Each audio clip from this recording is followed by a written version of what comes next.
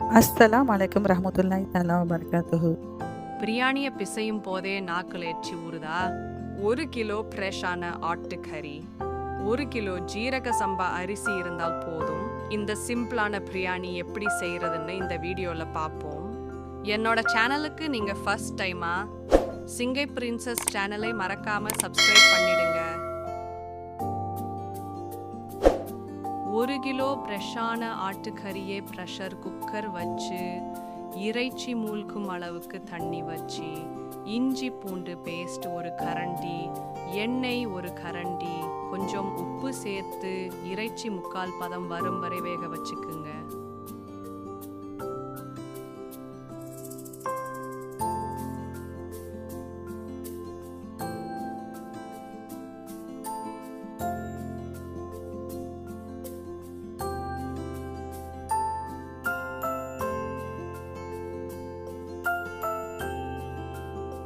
பிரியாணி சட்டி சூடு வந்ததும் 6 கரண்டி எண்ணெய் விட்டு ஒரு பட்டை, ஏலக்காய் 4, கிராம்பு 4, நல்லா நறுக்கிய வெங்காயம் 400 கிராம் சேர்த்து வதக்குங்க.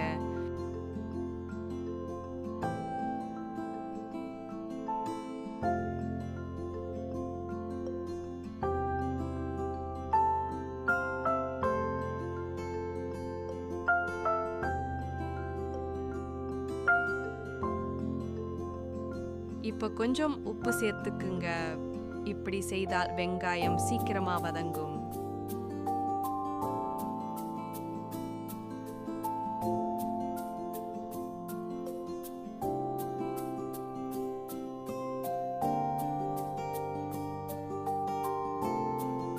பண்டான் இலை இருந்தா சேர்த்துக்கோங்க.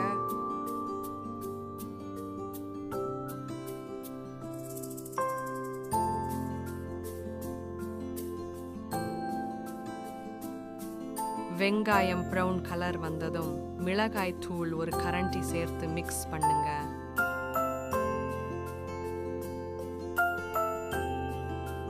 அப்புறம் தக்காளி 200 கிராம் சேர்த்து நல்லா மிக்ஸ் பண்ணுங்க.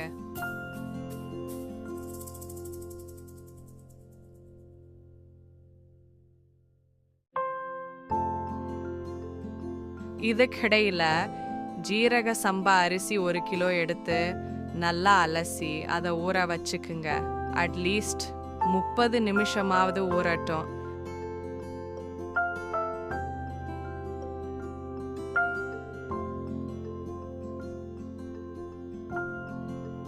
தக்காளி நல்லா மசிஞ்சதும் இஞ்சி பூண்டு பேஸ்ட் 2 கரண்டி சேர்த்து வதக்குங்க.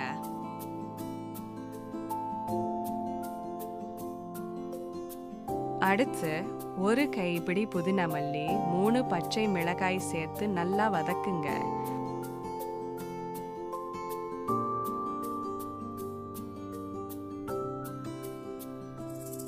உப்பு 2 கரண்டி, தயிர் 2 கரண்டி, பிரியாணி மசாலா 5 கரண்டி, லெமன் ஜூஸ் 2 கரண்டி சேர்த்து நல்லா மிக்ஸ் பண்ணுங்க.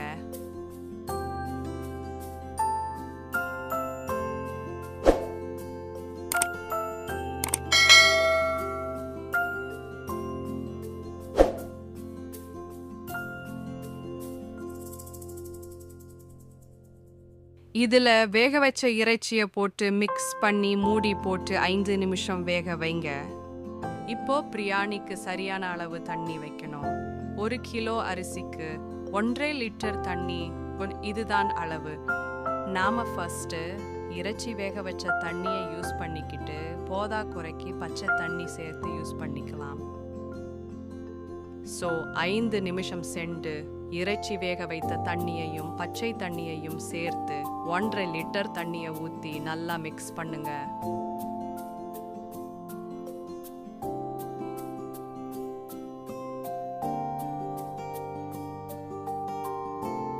பிறகு மூடி போட்டு மசாலா நல்லா கொதிக்கும் வரை வேக வைங்க.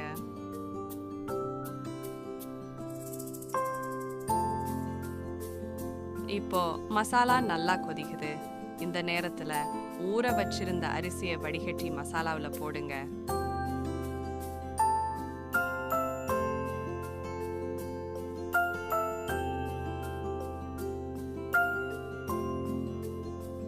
லைட்டாக ஒரு மிக்ஸ் பண்ணி வெயிட் பண்ணுங்க.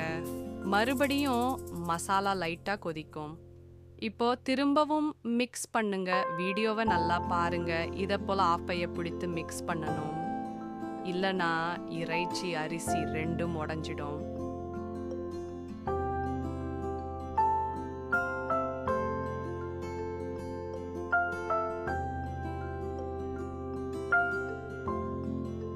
மசாலா இப்போ நல்லா வடிஞ்சிடுச்சு.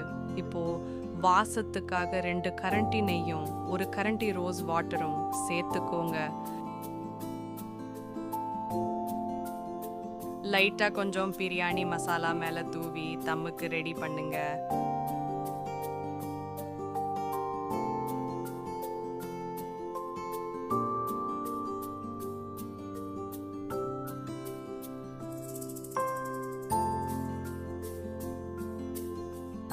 தோசை கல்லு கீழே வச்சு பிரியாணி சட்டி மேல வெயிட் வச்சு இப்படிதான் தம் போடணும்.